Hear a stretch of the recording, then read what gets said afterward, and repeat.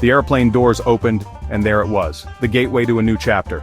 As I stepped onto the tarmac, a wave of warm, humid air washed over me, instantly different from the sterile, air-conditioned cabin I'd just left behind.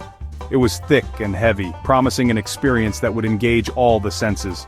The air was thick with the scent of tropical blossoms, a sweet, heady fragrance mingling with the more grounded smells of city life. It was a unique combination, a sensory cocktail that announced, "You're not in Kansas anymore." Manila greeted me with a vibrant chaos, a symphony of sights and sounds that was both exhilarating and slightly overwhelming. Everywhere I looked, jeepneys painted in wild colors careened through the streets, each one a unique work of art on wheels. They were like mobile canvases, reflecting the vibrant spirit of the city. Horns blared incessantly, a constant soundtrack to the urban ballet unfolding before me. It wasn't angry honking, but rather a form of communication, a way of navigating the organized chaos.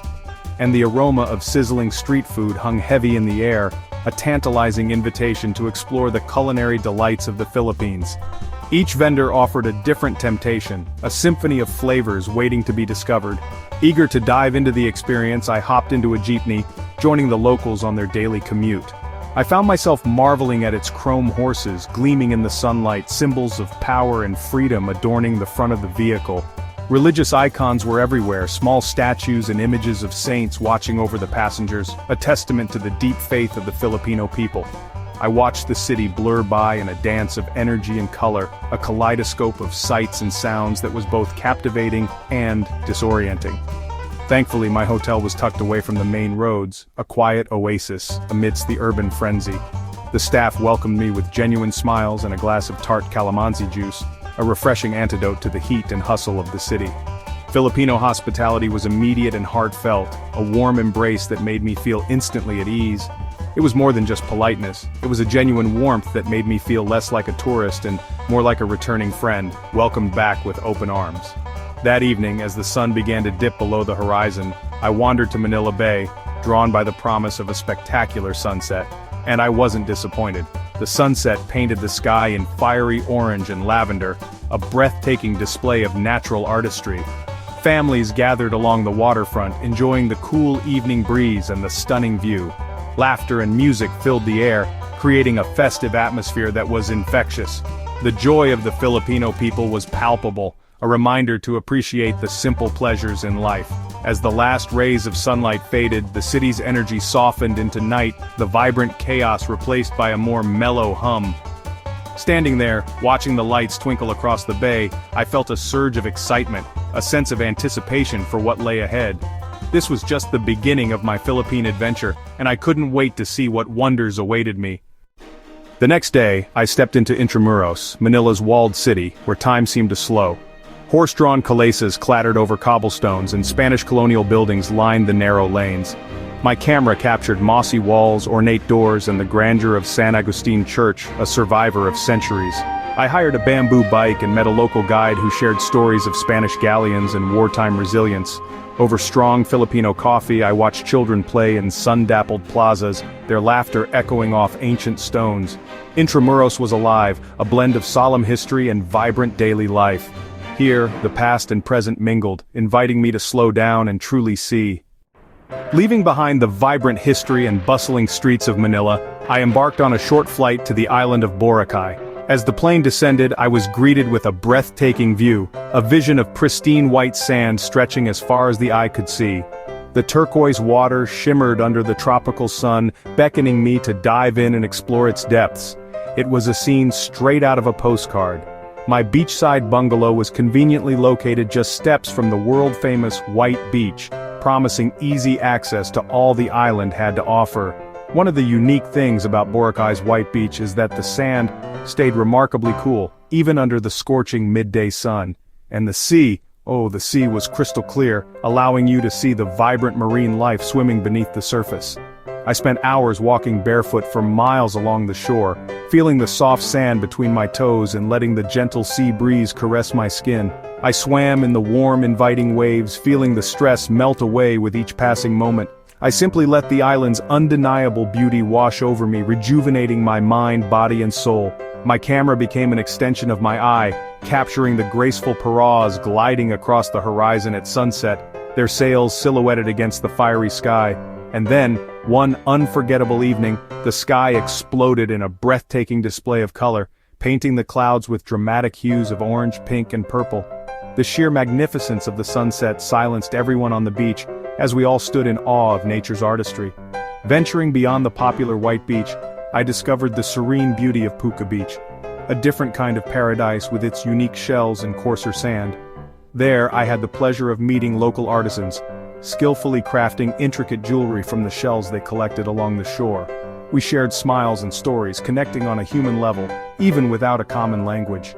Boracay was so much more than just a beautiful paradise. It offered something deeper. It was a place of genuine connection, profound peace, and overwhelming gratitude for the simple things in life. The simple joys of island life and the heartwarming human encounters I experienced made my time on this magical island truly unforgettable, leaving an indelible mark on my heart. I left Boracay feeling completely restored, my spirit renewed, and my senses awakened. The island's profound serenity was etched in my memory, a treasure I would carry with me long after I departed. Craving a change, a departure from the ordinary, a stirring of the soul that only a new horizon can satisfy. I embarked on an overnight journey to Banaue, a pilgrimage into the heart of the Philippine Cordillera. The darkness held the promise of a world transformed, a landscape sculpted by time and tradition. The winding mountain roads were a prelude to the wonders that awaited. As dawn broke, I arrived in Banaue, where the air was cool and crisp, carrying the scent of earth and rice.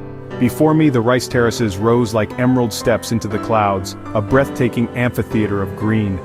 These magnificent terraces, carved by the Ifugao people over 2,000 years ago, represent not just agriculture, but a profound cultural legacy. These terraces are more than just a landscape, they are a living, breathing wonder, a testament to human ingenuity and harmony with nature. With my guide Joseph, a local expert and storyteller, I trekked along narrow paths that snaked through the terraces, learning about the ancient irrigation systems that sustain these fields and the rhythms of village life that have persisted for centuries. Photographing the terraces was a challenge. Capturing their essence required patience and perspective. Their scale is immense, stretching as far as the eye can see, a panorama of human endeavor. Their beauty is humbling, a reminder of the power and grace of the natural world, shaped by human hands. At sunrise, the mountains glowed with a golden light, painting the terraces in hues of amber and gold. In that moment, I felt a deep connection to the land, to its history, and to the generations who have toiled here. In a remote village, an elder welcomed me with a cup of rice wine, a gesture of hospitality and friendship. Together, we shared a quiet moment, watching the clouds drift lazily over the mountains, a timeless scene of peace and tranquility. Banaue taught me about endurance, the resilience of the human spirit in the face of challenging terrain.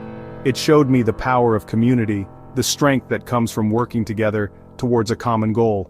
And it revealed the sacred bond between people and nature, a relationship of respect, reciprocity, and deep spiritual connection. My aching legs and weary muscles were a small price to pay for such profound perspective, for the lessons learned on those ancient steps. This was far more than just sightseeing, ticking off another destination on a travel list. It was a profound lesson in humility, a journey into wonder, and an experience that reshaped my understanding of the world and my place within it. My final stop was Palawan, a place of dramatic limestone cliffs and turquoise seas. In El Nido, I joined island-hopping tours on traditional bancas, discovering hidden lagoons and secret beaches. Snorkeling revealed coral gardens and schools of vibrant fish. I even swam alongside a sea turtle, pure magic. The small lagoon, entered through a narrow crevice, opened into a tranquil emerald sanctuary. Kayaking the big lagoon, dwarfed by towering cliffs, I felt like an explorer in a lost world. Evenings meant grilled fish and mangoes on the beach, the sound of guitars and waves blending in the background. Palawan's beauty was breathtaking, but its gentle rhythms and warm people made it unforgettable. Here, adventure and serenity existed side by side. Traveling solo in the Philippines was easier than I imagined thanks to the country's welcoming spirit. Embracing local transport, jeepneys, tricycles and ferries, offered authentic glimpses into daily life. Packing light and bringing a sturdy backpack made island hopping effortless. Learning a few Tagalog phrases opened doors and hearts, deepening my connections. Flexibility was key. Plans changed, but every delay became a new adventure. The Philippines taught me to go with the flow and find joy in the unexpected. Here, the journey was as rewarding as the destination.